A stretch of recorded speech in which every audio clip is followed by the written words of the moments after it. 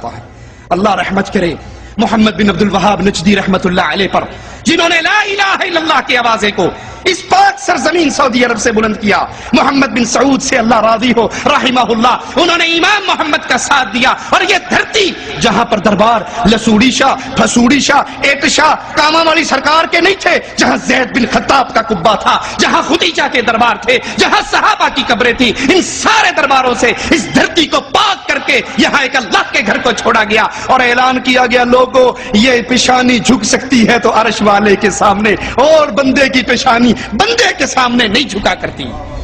اللہ رحمت کرے امام عبدالعزیز آل سعود رحمت اللہ علیہ پر، جس نے ایک بار پھر اس دھرتی کو شرک سے پاک کیا، اور رب کے گھر میں کھڑے ہو کر رب سے ڈر کر کہتا ہوں اللہ کی قسم کائنات کی سیر کر لو، آپ کو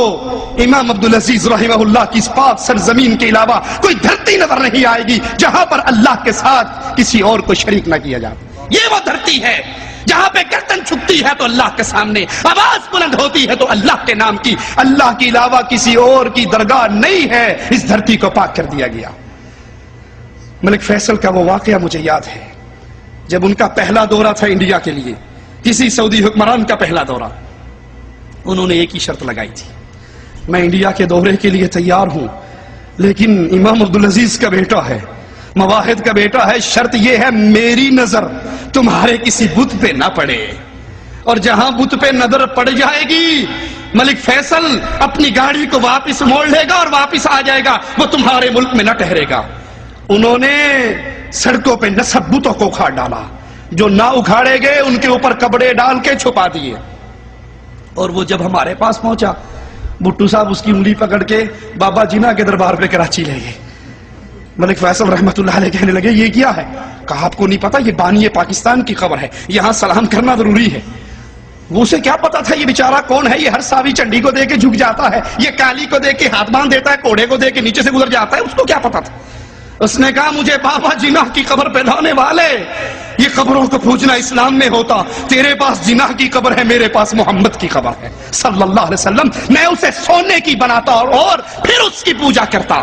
واپس چلو، مواحدوں کا بیٹا مشرکوں کی اڈوں پر نہیں آیا کرتا۔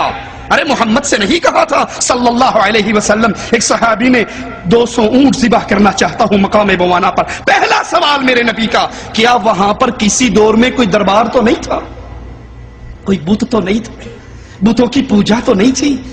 وہاں پر کوئی میلہ تو شریف نہیں لگتا تھا؟ صحابی نے کہا نہیں۔ پوچھنے کا مقصد کیا ہے؟ اب تو اللہ کے لیے کر رہا ہے، دیکھنے والا کہہ سکتا ہے شاہ صاحب دی یاد تازہ ہو رہی، یہ فلاں حضرت کی یاد تازہ ہو رہی، اگر وہاں پر اپنا صحیح کبھی پرانے زمانے میں کوئی قبر، کوئی دربار، کوئی عرس تھا تو محمد وہاں پہ ذبح کرنے کی اجازت نہیں دے